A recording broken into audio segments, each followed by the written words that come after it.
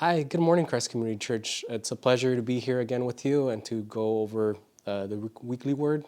I'm going to be covering Psalms 134 with you.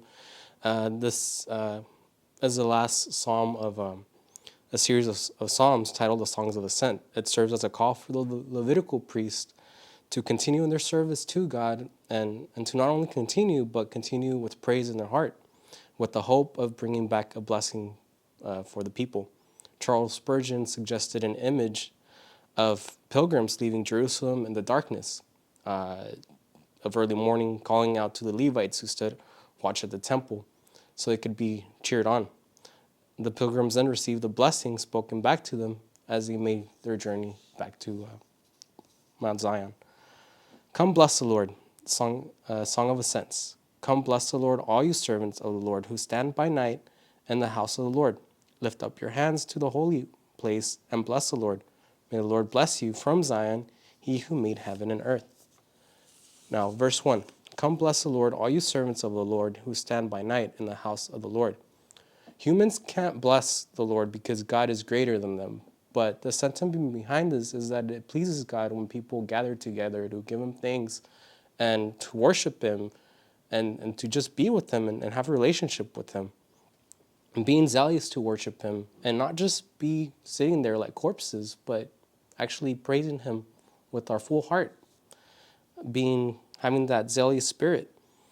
He made us alive, so we ought to render our lives completely to him, devoted fully for him, especially when we're in the dark. It's easy to praise while we're in the light and the world is running fine and there's peaceful times in our lives. But when nighttime comes and the world starts to fall on us and we're left alone and we stand in the shadows facing the tribulations of life, our praise should not falter in our lips, but it should be even louder then for the God that even the storms submit to.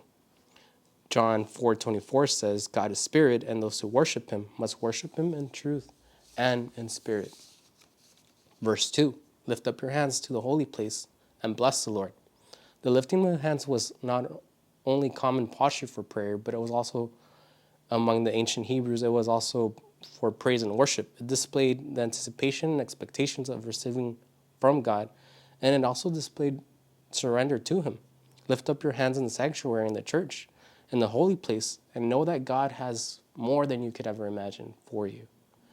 Come with an anticipated, expected, and surrendered heart to him. Bless the Lord. And this is repeated to highlight that God's people should give him their utmost thanks and worship that he deserves. 1 Timothy 2:8. I desire then that every place the men should pray, lifting holy hands without anger or quarreling. Finally, verse 3. May the Lord bless you from Zion, he who made heaven and earth. The psalmist understood that God is the creator of all things and appealed to God of all with this series of prayers and psalms. Bless you from Zion.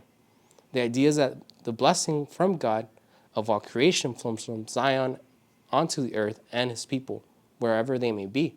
This is a beautiful and fitting close to the Song of Ascents.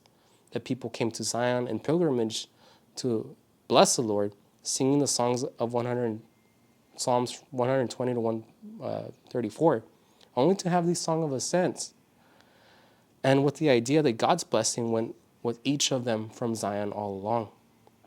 The blessing doesn't remain in Jerusalem, but flows from there. God's blessing comes not only as a community, but as individuals. He loves each and every single one of us.